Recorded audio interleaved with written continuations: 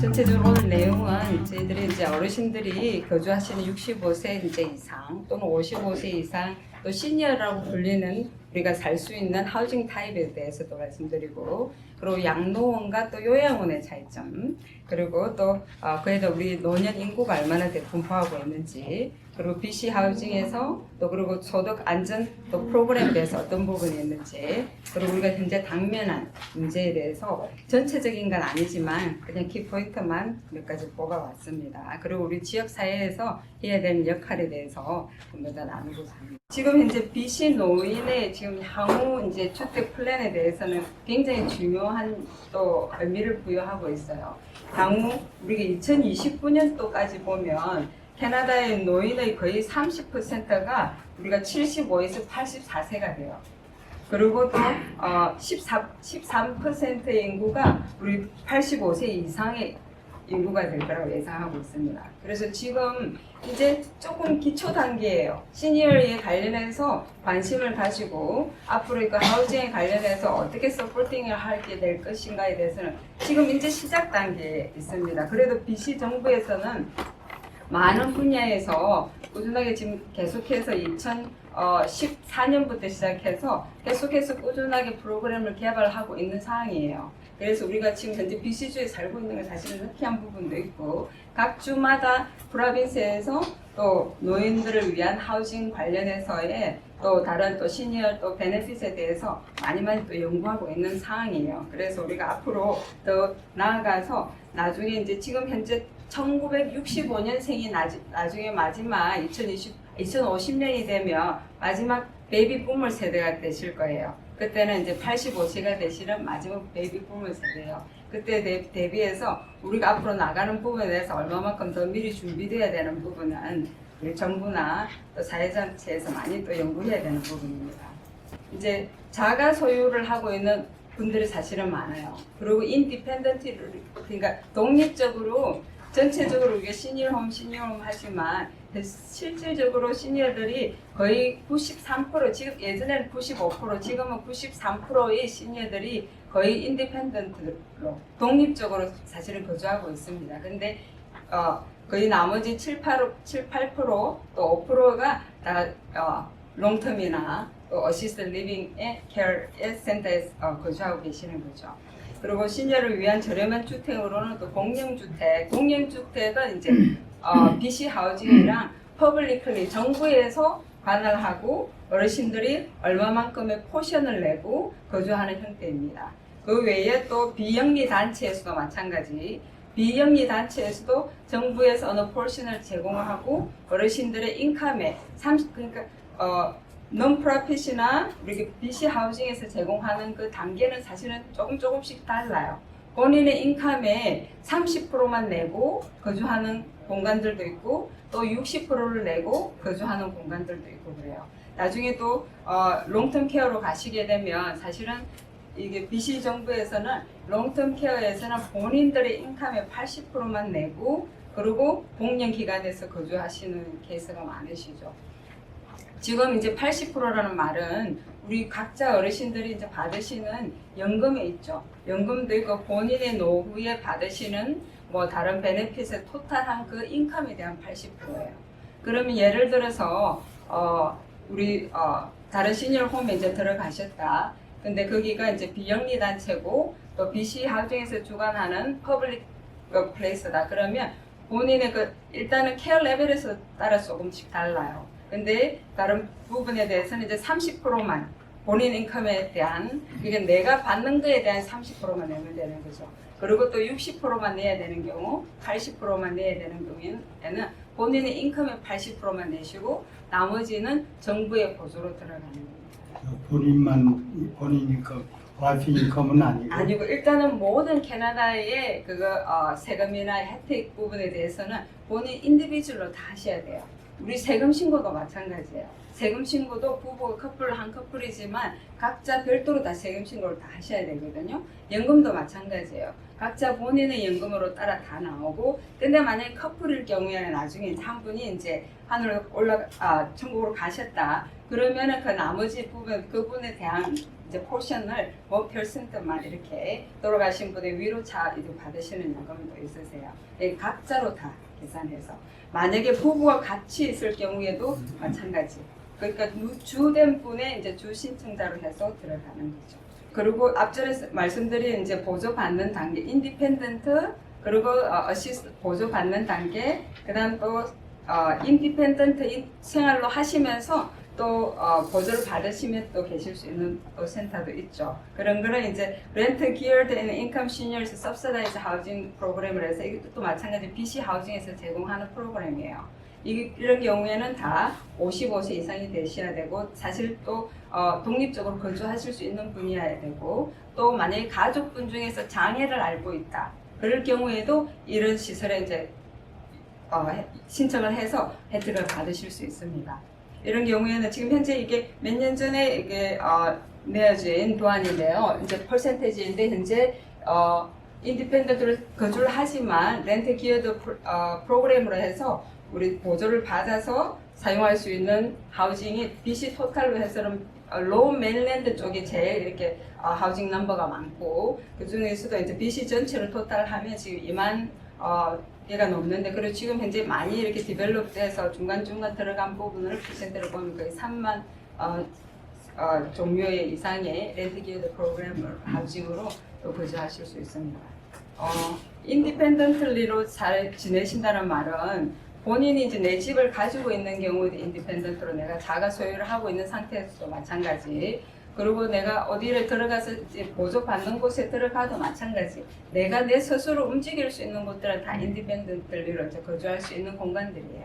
그 외에 이제 어시스티드 리빙이라는 말은 이 어시스티드 리빙 속에서도 인디펜던트로 내가 거주를 할 수 있고, 플러스 내가 어떤 도움을 받으면서 거주하는 타입이에요. 어시스트 리빙이라면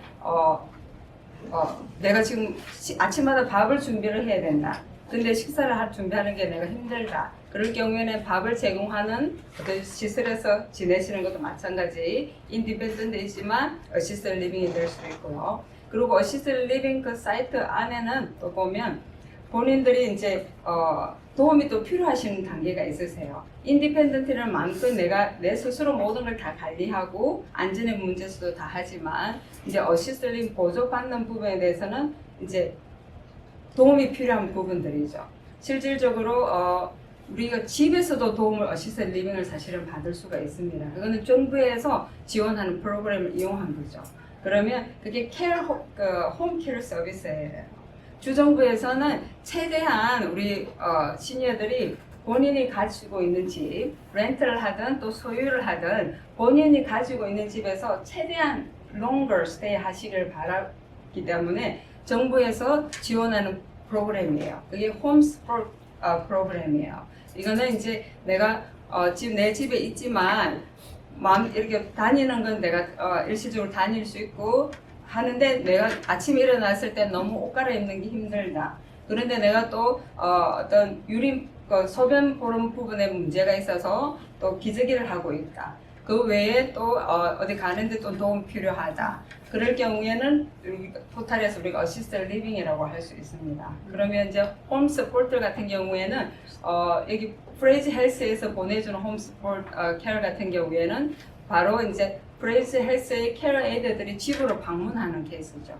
그러면 가서 목욕이 필요한 분들, 그리고 또 이게 퍼스널 케어 그루밍이 필요하신 분들, 또 식사가 필요하신 분들을 직접 케어 에이드들이 방문을 해서 서비스를 하는 경우예요.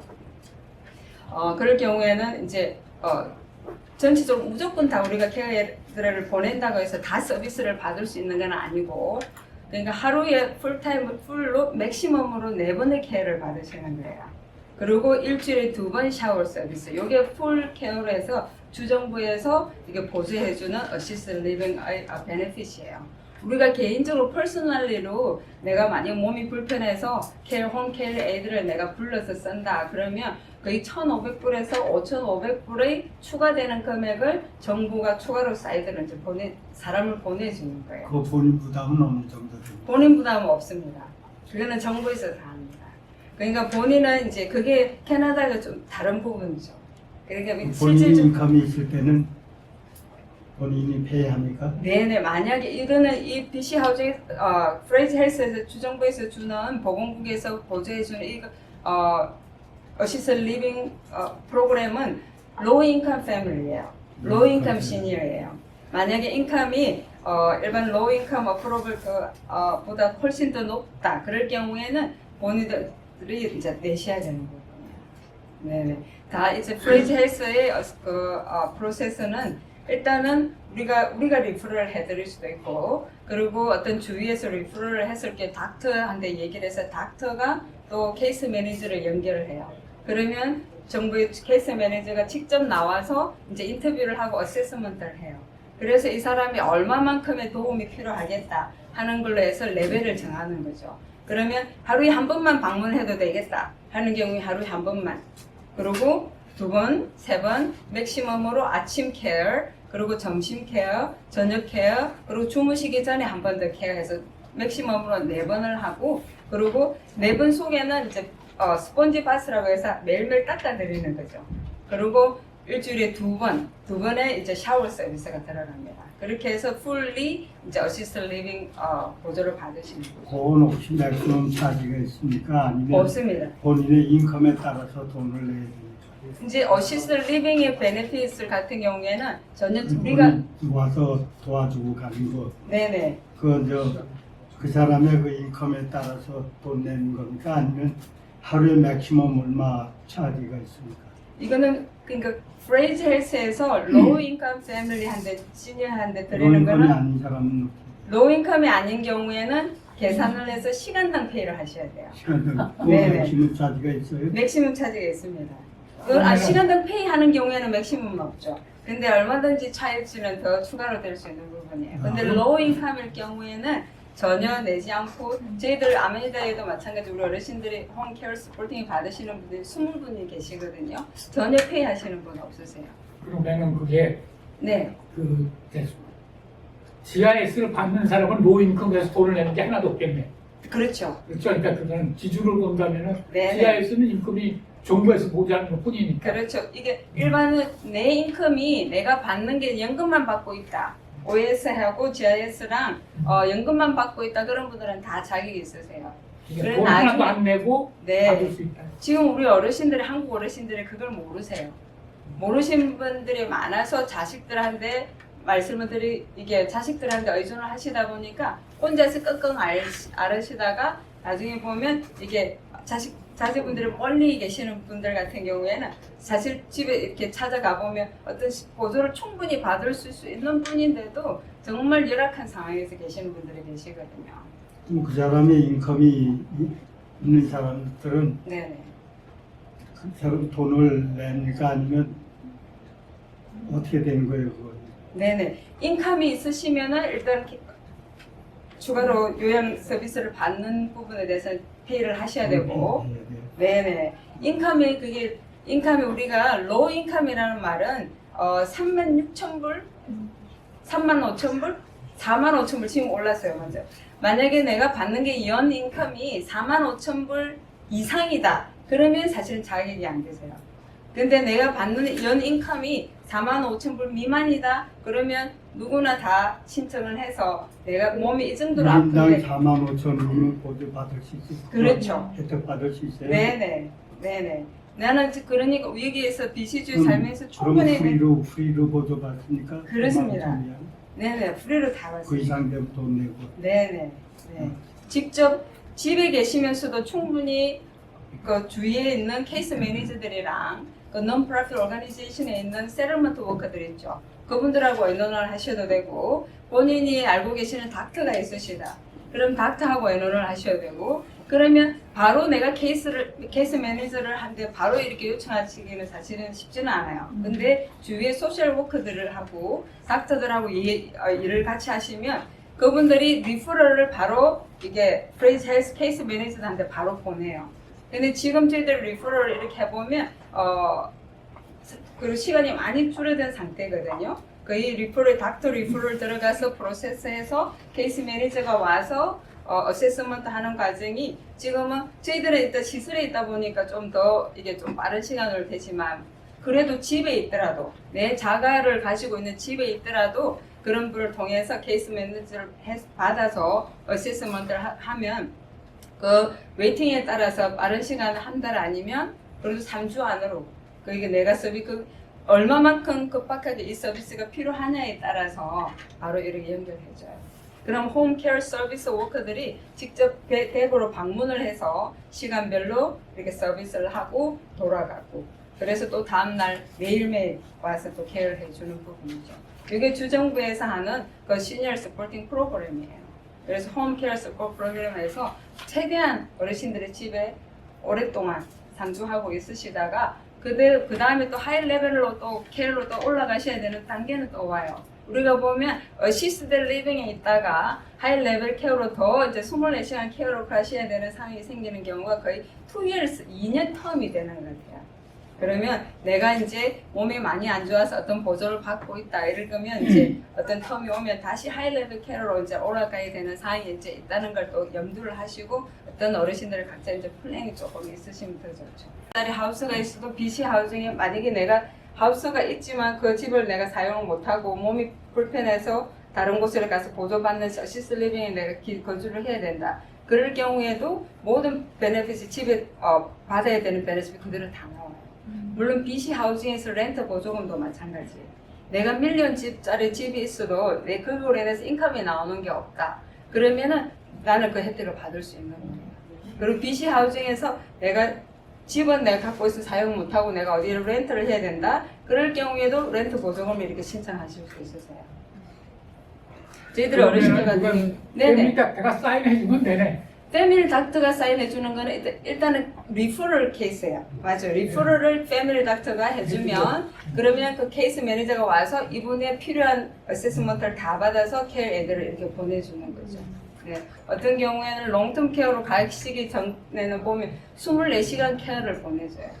그럼 항상 옆에 있으면서 정말 이렇게 시간 다 체크해도 우리 사실은 너무 이렇게 자제분들이 하기 힘든 일까지 그 직원들이 다 하고 있는 부분이죠. 그러니까 주정부에서 건강한 사람도 네. 거기 들어갈 수 있어요? 어디에? 양로원 그 네네. 건강한 사람도 들어갈 수 있어요? 네네. 그렇죠. 저희들은 실버타운이라고 부르죠. 어르신들은 이제 실버타운이라고 부르시길 원하시는 분들은 이제 인디펜던트리로 마음껏 다닐 수 있는 분들이죠.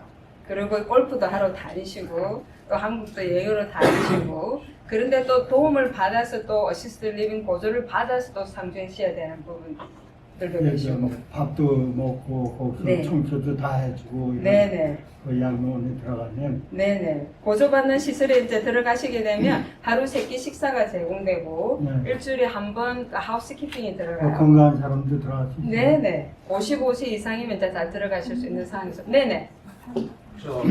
아까 방금 말씀드린 보조금 제공하는 원호생활 어시스트 리빙은 우리가 본인 홈에서도 마찬가지 가능하고 어떤 시설에 들어갔을 때도 이렇게 독립적인 생활과 홈케어로 해서 생활이 가능하고요.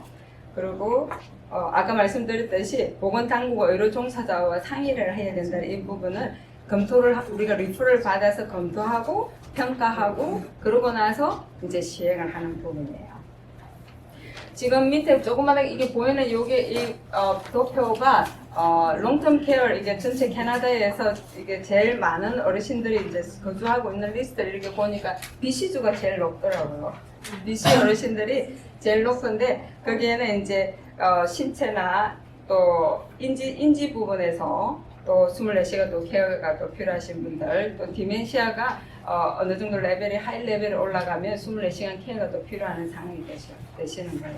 디멘시아는 이게 치료가 되지는 않아요. 치료가 되지는 않지만 일단은 어떤 환경적인 부분에서 이게 연장은 할 수는 있고 근데 이제 어느 순간 지나면 정말 내가 밥을 어떻게 먹어 이 밥을 차려놓고 나서 이 밥 숟갈을 어떻게 이게 뭐지 하는 그런 상황까지 가게 되거든요. 그럴 경우에는 정말 24시간 누가 이게 케어가 또 필요할 수 있고 또 어떤 또 외부로 나가게 되는 경우에 어떤 신체적인 위험이 생길 수 있기 때문에 어떤 정말 장기 요양은 24시간 케어하는 것으로 가셔야 되는 상황이 됩니다. 그럴 경우에 아까 우리 소장님 말씀하셨듯이 이제 어딜 가나 시설 가면 이제 디멘시아를 가지신 분들이 계세요. 초기는 이제 계속해서 이제 물어보고 똑같은 질문을 이렇게 하는 부분인데 그 부분에서 똑같은 질문을 하더라도 저희들도 처음 듣는 것처럼 또 답변을 해서 어떤 상황적인 부분에서 계속해서 이제 보조를 해드려야 되는 부분이고 아까 24시간 들어가셔야 24시간 또 요양 케어 상태에서는 디멘시아를 가지신 분들이 인지도는 정말 없으세요. 없었지만 순간에 내가 또 돌아오는 시간이 또 있거든요. 잠깐 그때 그것만 좀 캐치를 해주면 조금 더 이게 내 생각을 좀 더 길게 가져갈 수 있는 부분이 있으니까 아까 봉사 하루에 한 달에 한 번만 봉사를 할 수 있는 사람이 있으면 그 디멘시아를 가지신 분하고 같이 가서 이게 한국말로 여기는 캐나다니까 어딜 가면 여기 우리가 사실 다 나가면 영어를 사용해야 되는 곳이잖아요. 근데 특히 되게 요양원이나 어떤 시설에 가면 거기가 아시안들이 같이 있는 곳이 아니고는 정말 이렇게 애완동물처럼 그렇게 있으셔야 되는 상황이 될 수 있다고 그쪽의 분들이 얘기를 하시거든요. 그래서 말을 듣고 잠깐이라도 한기로 들을 수 있는 그게 내 포인트를 지각을 조금이라도 깨워줄 수 있는 부분이니까 봉사를 하실 수 있는 분들은 적극적으로 한 달에 한 분이라도 가서 한 10분이라도 나눌 수 있는 귀한 시간이 있으시기 바랍니다. 지금 2021년도에 센서스가 나온 부분이에요. 센서스는 이제 5년마다 한 번씩 이렇게 발표가 되기 때문에 지금 제가 최종적으로 가지고 있는 센서스이기도 한데 지금 현재 그러니까 publicly owned 요양원의 개념은 이게 정부에서 그러니까 소유가 되어 있는 부분이에요. 정부가 관리를 하고 그리고 그 부분이 거의가 캐나다 정부가 이렇게 많이 이렇게 요양원을 가지고 있는데 저도 사실 리서치를 하면서 조금 놀랐어요. 거기가 프라이빗이 많을 거라고 생각했는데 거의 46%가 정부가 요양원을 관리하고 있어요. 그만큼 우리가 로우 인컴 시니어들이 혜택을 받을 수 있는 부분이 더 많은 거죠.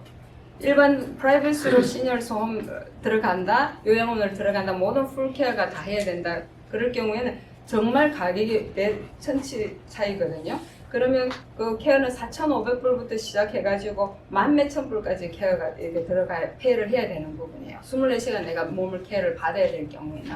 근데 이게 정부가 퍼블릭할리 오는 이게 46%를 가지고 있다는 말은 로잉크 내가 돈이 없어도 나중에 몸이 내가 전혀 이렇게 움직일 수 없을 때 정부가 나를 케어해 주는 가능성이 더 많다는 거죠. 그 46%에 내가 속하게 되니까.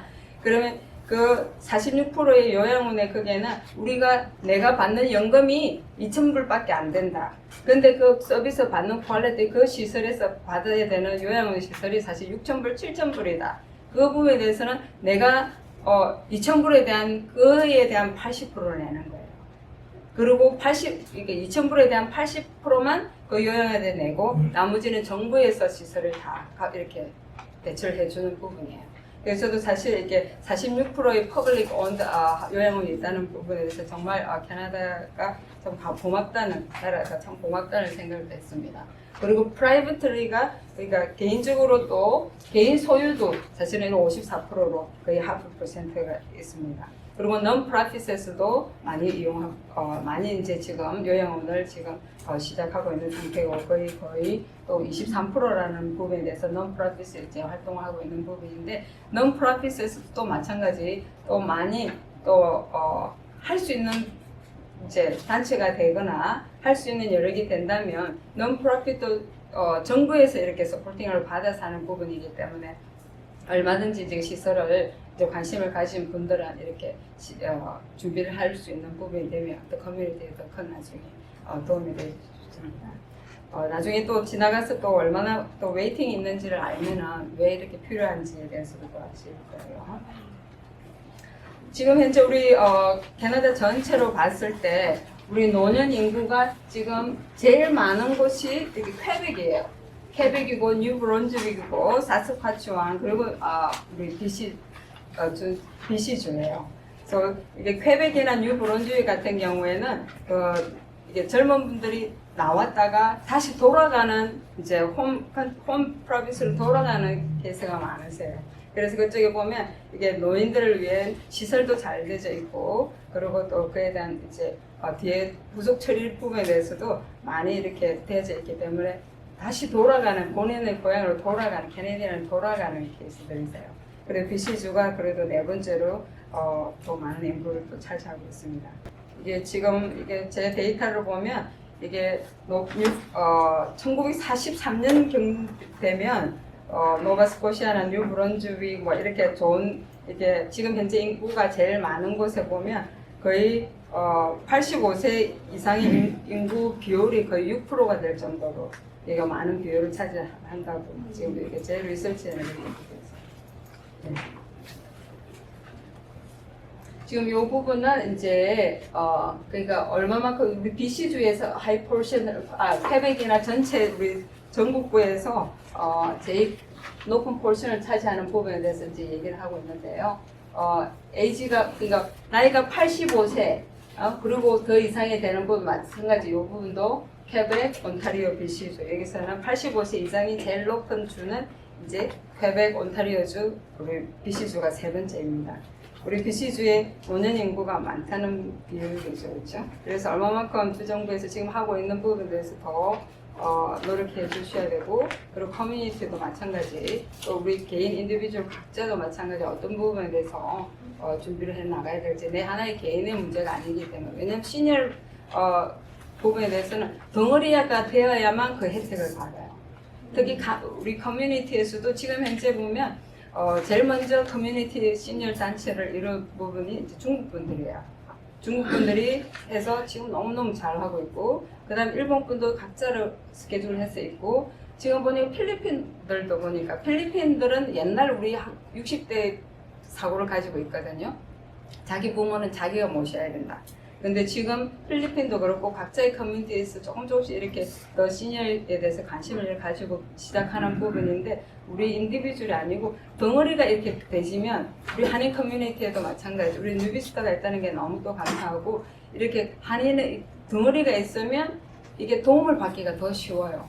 각자 인디비주얼 캐나디안의 이 소사이티에서 우리가 하기는 너무 이게 내 자리 우리가 나중에 24시간 필요할 때 제대로 된 혜택을 받고자 할 경우에는 이게 미리 준비를 안 하면 또 이렇게 그룹이 되지 않으면 사실은 쉽지 않은 부분이죠. 그룹으로 형성이 되어 있어야 되는 부분이 참 중요합니다. 네. 지금 현재 이거 2021년 인구조사에서 이제 캐나다의 85세 이상 인구 증가에 대한 이렇게 초성화 변화인데요. 지금 현재 2021년 센서스 기준으로 봤을 때 그 당시 우리 85세 이상 인구가 이 BC주에 86만 1,000명이 넘어요. 지금은 이제 더 되죠, 그렇죠? 그리고 85세 이상 인구가 2001년에 비해서는 거의 2배가 증가한 셈입니다. 그리고 베이비 붐 세대가 집단적으로 이게 85세가 이제 도달하고, 그리고 2031년에서 36년 요 사이에는 이거 완전 정점에 이를 거라고 봐요. 더 시니어들이 더 많을 거라는 거죠. 그래서 아까 말씀드린 것처럼 이게 2050년에는 85세 이상 인구가 270만 명에 이르게 된다는 거죠. 그러면 이게 마지막 1965년에 이게 태어난 마지막 베이비붐 세대가 이제 85세가 이제 되는 거예요. 네. 그래서 지금 더 이렇게 젊은 사람들이 젊지는 않지만 40대, 50대 분들이, 60대 분들이 지금 이렇게 더 관심을 가지고 이게 사회에 기여를 해야 되는 부분입니다. 아까 이제 BC 하우징에서 제가 좀 말씀을 드렸는데, 지금 현재 여기서 BC 하우징 렌트 보조금을 받으시는 분 계세요? 안 계세요? 근데 다 지금 이걸 렌트를 하신다 그러지 않으셨어요? 그죠? 집을 지금 렌트를 해서 계시는 경우인데, BC 하우징 쉘터 프로그램을 모르시면 신청을 안 하신 거예요. 네. 이게 Shelter Aid for Elderly Renters 프로그램이 SAFE라고 해요. SAFE인데 이 프로그램은 저소득, 중저소득이에요. 그리고 또 월세 이게 비용을 이렇게 차감하는 부분에서 이렇게 도와주기 위해서 있는 프로그램이기 때문에 BC주에서 12개월 이상을 사신 분들은 누구나 60세 이상이면 다 신청할 수 있으세요. 그리고 그 금액은 본인들의 previous CPP나 뭐 다른 인컴에 따라 이게 다를 수는 있어요. 근데 저희들 어르신들 경우를 보면 250불에서 550불 요 사이에 어렌지를 받으세요. 큰 돈은 아니지만 그래도 작은 이렇게 생활 보조금이 될 수 있기 때문에 이게 60세 이상 그리고 내가 집을 렌트를 하고 있으시다 그러면 다 신청을 하셔야 돼요. 그래서 이게 어프로브 하는 기간까지는 바로 신청한다고 내가 바로 되는 건 아니고 한 2달에서 3개월 정도 걸려요. 근데 그 신청하는 그 시점부터 시작해서 리임버스를 마지막 어프로브 된 달에 이렇게 다 드리기 때문에 최대한 빨리 신청할수록 내가 빨리 조금이라도 더 용돈을 받을 수 있는 부분이니까 올해 같은 경우에는 주정부에서 우리 어르신들 분이 각자 BC 하우징 혜택하시는 분들 500불을 일시금으로 또 이렇게 주셨더라고요.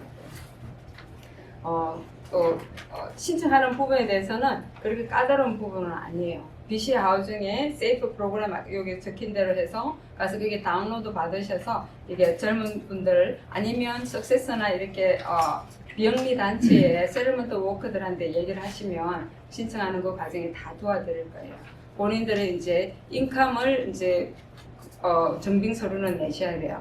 작년에 그 세금 소득 신고한 부분에 대해서 그걸 제공하시고 그리고 또 이민을 언제 하시는데 이민 히스토리 그리고 5년 동안 거주한 주소로만 이렇게 제대로 정확하게 기입을 해서 신청을 하시면 2, 3개월 안에 조그마한 목돈을 받고 매달에 이제 도움을 받으실 수 있습니다. 내 자녀분들하고 같이 있다. 그럴 경우에도 신청을 하셔야 돼요. 왜냐면 자제분들한테 이게 테넌트처럼 이렇게 있다고 생각을 할 수도 있고 본인의 명의로 있지만 또 내가 렌트로 하고 있다. 그럴 경우에 그렇게도 이렇게 될 수 있기 때문에 언제든지 이렇게 신청을 별도로 이렇게 하셔서 혜택 받으시기 바랍니다.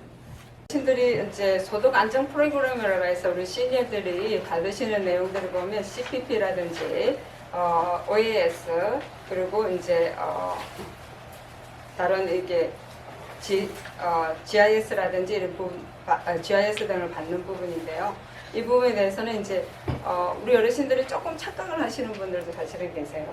내가 이제 60세만 지나면 내가 다 이제 캐나다 연금 풀로 이제 다 받을 거다. 막 이렇게 생각을 하시고 이제 미리 예산을 없이 어떤 단체로 들어갔을 때 그 계산까지 다 감안을 하셔서 이제 계산 렌트비를 낸다시든지 시설비를 낸다고 생각을 하시는데 사실은 요거는 이제 40년을 풀로 기준을 하셔야 돼요. 40년으로 풀로 기준을 해서 내가 살은 그 연수만큼의 폴션을 받으시는 거죠. 내가 그러면 10년을 살았다 그러면 40년에 대한 10년을 받으시는 거고 그리고 입신년이면 입신년에 대한 폴션을 받으시는 거예요.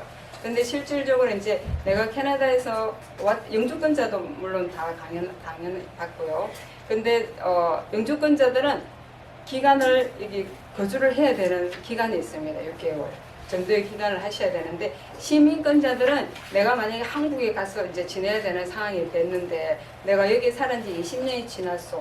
그러면 연금을 어떻게 할지 그런 부분은 따로 이제 세금 신고하실 때 신청을 하시면 그 20년에 대한 부분에 대해서는 어디든지 어느 세계에 가 있든지 그걸 내가 받을 수 있는 부분이에요. 그래서 그 부분도 미싱하시지 마시고 신청해 두셨다가 어디로서 받을 거라 내가 한국이면 한국 어디면 어디 해서 그 주소로 받을 어카운팅을 바로 제공하시고 정보를 제대로 정확하게 해주시면 그 어카운팅에 바로 입금이 되는 케이스예요. 그런 부분도 잘 확인을 하시고 그게 65세까지 따지는 거잖아요. 네네 65세 이상 넘어서 아무리 오래 살아도 소용없잖아요.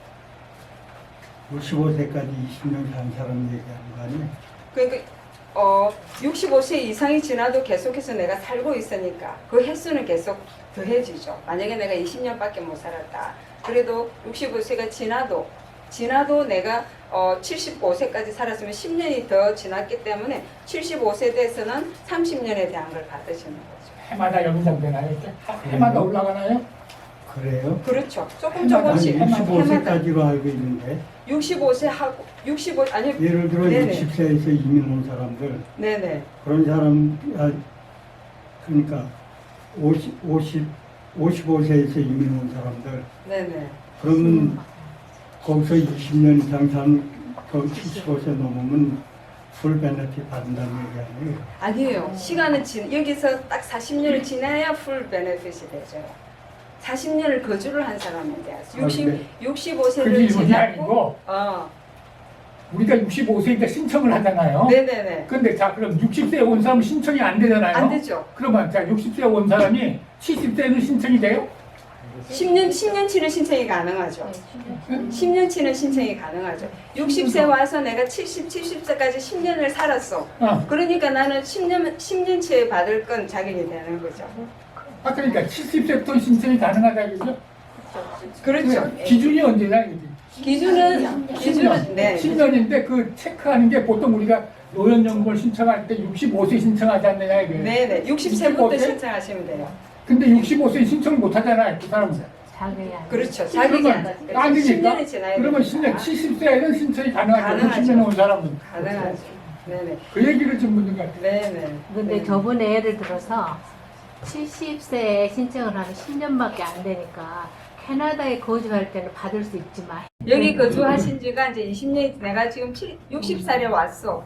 그럼 70년, 80년, 20년을 내가 살았어요. 그러고 나서 제가 이제 한국 갔어요. 한국 가서는 가기 전에 모든 서류는 다 해놔야죠. 통장까지 다 알려주고. 그러면 20년에 대한 그 포션은 내 통장으로 들어와요. 그때는 해외에서 수령이 그렇게 가능하다. 네네. 그랬지. 그거 뭔가 그 말이. 내가 알고 있긴 네. 65세까지 20년 살아야 외국에 나가서 있어도 안 돌아도 그 펜션을 다 받는 걸로 알고 있는데 65세 이상 넘은 것까지 따지면 OAS는 다 나오죠. 근데 올드 에이지 펜션 같은 경우에는 다 나오죠. 이거 퍼센테이지에 따라서. 이게 해마다 저도 올라간다고 한번 지금 말씀하셨잖아요. 네. 해마다 올라간다. 해마다 조금씩 올라가고, 그리고 해마다 신청을 따로 하셔야 되고, 신청을 내가 안 하시면 자동으로 연장 절대 안 돼요. 아, 그 신청을 해야지만이 네네. 예를 들어 처음에 신청할 당시에서 5년이 지났다. 네. 그러면 그만큼을 신청을 또 다시 해야 된다고요? 신청을 하게 될 그 시점은 이제 우리 세금 신고하시죠. 네. 세금 신고하시는 그 단계가 이제 업데이트하는 기간이에요. 그래서 우리가 매년 세금 신고를 만약에 내가 인컴이 제로다, 하나도 없다, 그래도 하셔야 돼요. 그래야 그에 대한 내가 받을 펜션을 받을 수 있는 부분. 제가 그 부분에 대해서 다시 또 한번 정확하게 한번 알아볼 거예요. 왜냐면 65세까지 20년 산 사람들 그 사람만 외국에 나가서 여기 들어오지 않고도 그 연금을 계속 받을 수 있고 20년 이하 된 사람은 1년, 6개월 한 번씩 못해요. 들어와야 되는 거예요. 네, 맞습니다. 네네. 영주권자는 영주권자는 들어오셔야 돼요. 6개월마다 한 번 거주 요건을 충족시켜야 돼요. 근데 시민권자들은 나가 있어도 20년 지나면 그 충족 요건은 없으세요. 지금 현재까지는 네네 20년 사셔야 돼요. 네, 그만큼 이제 컨트리뷰션인 거죠. 물론 내가 노인연금을 받고만 살았다, 인컴이 하나도 없었다. 그래도 이게 정부 이게 캐나다의 시민권자로 또 거주자로서 사셨기 때문에 주는 혜택이 있겠죠. 근데 시민권자라도 6개월까지만이라고 그러던데 아니에요? 시민권자들은 안 돼요. 영주권자는 6개월에 그래요? 거주를 하셔야 되고, 만약에 내가 20년이 안 됐어요. 그럴 경우에는 연금 받기 위해서는 거주를 하셔야 돼요. 근데 20년 이상이 됐고 내가 시민권자다, 그럴 경우에는 이제 외부에 나가셔 계시면서도 받을 수 있고 신청이 가능하죠. 지금 현재까지는 그래요. 또 정부의 그 변화는 어떻게 될지 모르니까 저도 한 번 더 확인 잘 해볼게요. 지금. 네, 그 중에서도 이제 우리가 이국 땅에서 인문 생활하면서 또 느끼는 그런 부분, 또 뭐 정서적이나 또 신체적인 또 스트레스 부분도 있을 거고, 그리고 또 홈케어 서비스에 대한 이민자들에 대한 차별도 있다.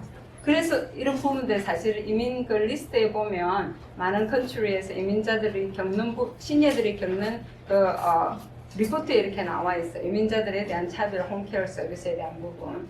그래서 이런 부분에 대해서 사실은 어떤 유비스타나 어떤 다른 단체에 있으시면 더 큰 힘을 발휘해서 이런 부분에 대해서 사실은 차별을 이렇게 없앨 수 있는 부분들도 있죠.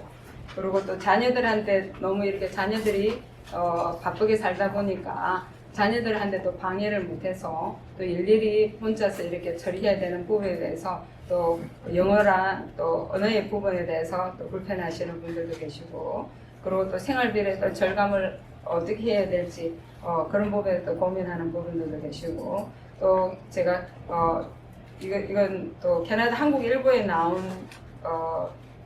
리포트인데, 이게 토론토에 있는 곳이에요. 토론토에 있는 곳에서 이제 거기에는 유일하게 한 곳만 한국 시니어들이 들어갈 수 있는데 시설 룸이 65개밖에 안 되는 거예요. 그러다 보니까 웨이팅은 200명이 넘게 이렇게 있다 보니까 이게 노인들이 기다리다가 돌아가신다, 이런 내용으로 이게 리포트가 나와 있는 거거든요. 사실 그래서 더 커뮤니티에서도 더 적극적으로 또 활동을 해서 더 많은 부분을 역할을 좀 해야 되는 부분입니다. 그래서 지금 요 이제 저희들 당면한 문제 중에서 보면 지금 제가 이것도 마찬가지 2022년도 이거 센서스예요. 이게 우리 어르신들이 받으시는 연금을 연도별로 이렇게 다 토탈해서 만들어 봤는데요. 만들어진 것을 가져왔는데, 이게 2018년도에는 이게 연금 받으시는 부분이 1,547불 정도였었어요. 근데 해마다 조금씩 연장이 돼서 지금 이제 2022년도에 보면 거의 75세 이상 분들이 받으시는 연금이 토탈이 한 1,900불 정도 되죠. 지금은 한 2,000불 조금 더 되는 걸로 알고 있어요. 2,050 정도 되는데, 사실 이게 많은 양이 이렇게 늘었어요. 늘기는 늘었는데 이 부분에 대해서는 사실 모든 걸 다 충당할 수 있는 부분은 아니에요. 어떤 큰 시설에 들어가시다 보면. 그래서 퍼블리클리 운영하는, 그리고 non-profit에서 운영하는 그런 시설의 도움이 사실 필요합니다.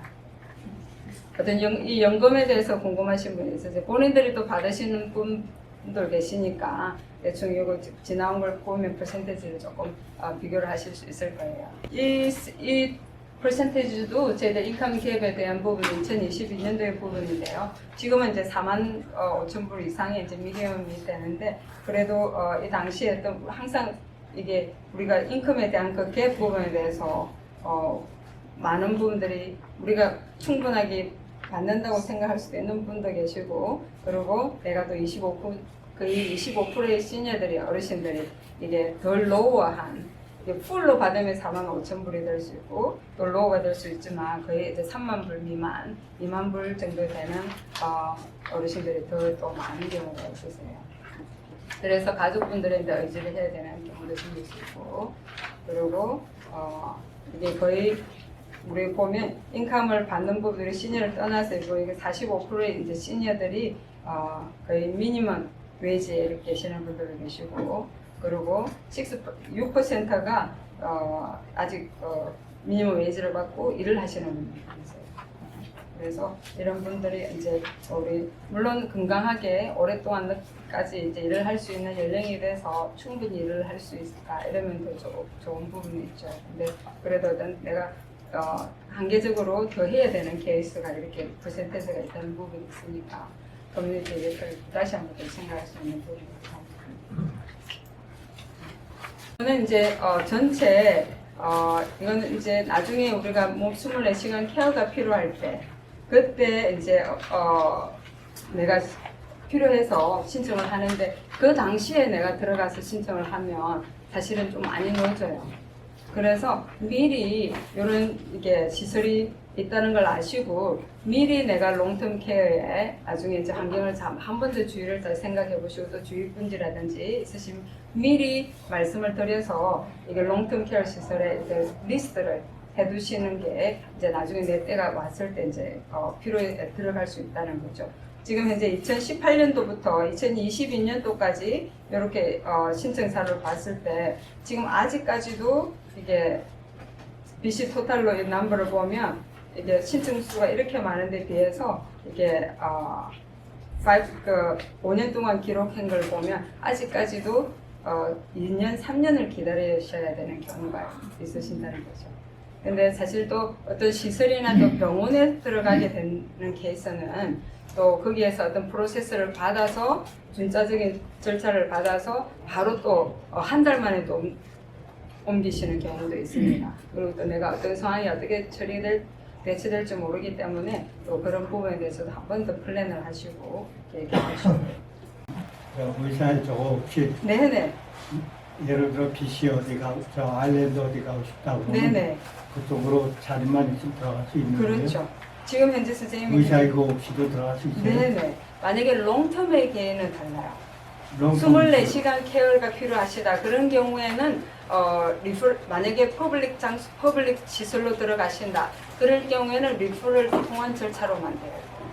그렇지 않으면 프라이빗으로 내가 돈을 주고 들어가는 경우는 어느 때고 가능하죠. 아니, 정부에서 돈 안 주고 그냥 인컴에 따라서 돈 내고. 네네. 그건 내가 거기서. 선정하는 건 아니에요. 내가 내가 선정하는 가고 게 싶다 아니에요? 하는 곳은 웨이팅 리스트에 넣을 수는 있어요.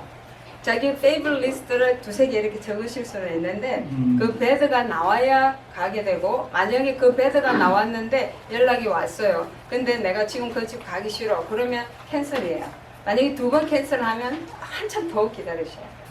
그래서 베드가 나오면 그 리스트에 바로 들어갔다가 일단은 들어갔다가 내 페이보릿 장소가 나중에 나오면 옮기겠다 하면 그 리스트를 해서 어느 다음 절차를 일단 밟으셔요. 그러니까 정해진 대로 가야 되지 않고 내가 원하는 대로 또 갈 수 있다 이거죠. 만약에 그때 그 장소가 거기에 비어 있으면. 야드가 있다고. 네네. 밸류 같은 부분에 대해서는 이제 앞에서 우리가 하우징 부분에서 이제 설명을 드린 부분에 대해서 얼마만큼 또 이제 커뮤니티에서 같이 이렇게 밸류를 이렇게 나눠 갈지 그런 부분에 대해서 우리 한 번 더 의논하고 이렇게 시행하자는 부분에 대해서 한 번 더 설명드리고요. 이런 부분에 대해서도 마찬가지 일단 체리티라든지 또 이게 non-profit organization이라든지 또 많은 또 서포트들이 같이 연결돼서 도네이션들한테 이런 전체적인 덩어리로 이루는 부분이 제일 또 중요하기 때문에 이제 이 부분에 대해서 한번 커뮤니티 같이 나누고 하고 또 이거 마지막 슬라이드를 냈습니다. 네네. 그럼 이상으로 네.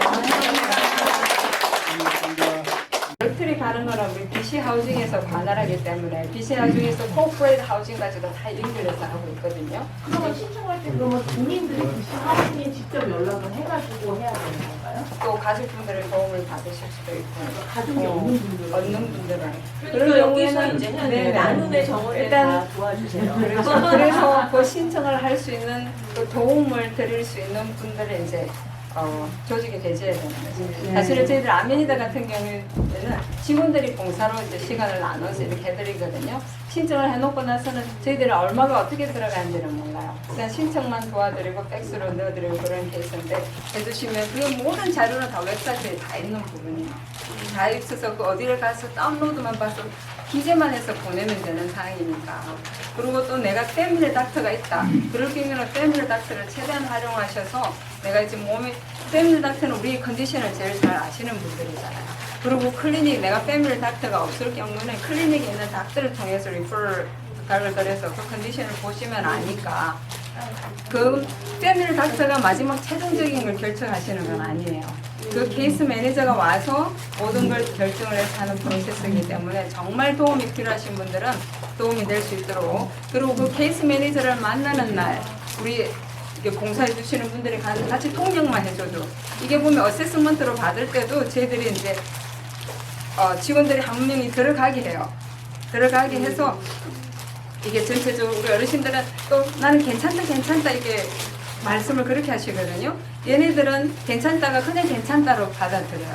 근데 우리 어르신들의 괜찮다는 어느 정도 이걸 할 수 있는 그 부분인데 실질적으로 도움이 필요하신 분이에요. 그럴 경우에 옆에서 통역해 주시는 분의 역할이 또 굉장히 중요해요. 솔직하게 이분이 얼마만큼의 도움이 필요하기 때문에 이게 정부에서 이렇게 보도를 해줘야 된다. 그러면 사이트에 있는 그 스프레이트 헬스를 통해서 서비스가 바로 들어가게끔 하게 되는 케이스니까, 외부에서 만약에 내가 닥터로 리퍼럴을 받아서 케이스 매니저와 이제 미팅을 잡았어요. 그럴 경우에는 이렇게 도움을 받을 수 있는, 통역을 할 수 있는 분을 같이 이렇게 해서 하시면, 또 만약에 내가 통역이 할 수 있는 분 바로 안 된다. 그럴 경우에는 그 BC 하중 그 케이스 매니저한테 나는 통역이 필요하다. 사람을 같이 와달라 하면 그쪽에서 트랜슬레이터를 같이 모시고 와요.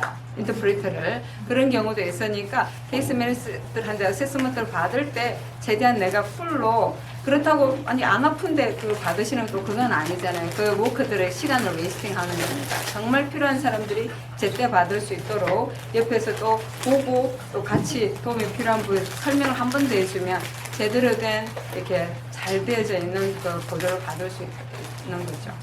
근데 병원 같은 경우에는 응급실에서는 이제 한국 그 직원이 상주해 있는 게 아니기 때문에 대부분 다 아이패드로 통역을 해요.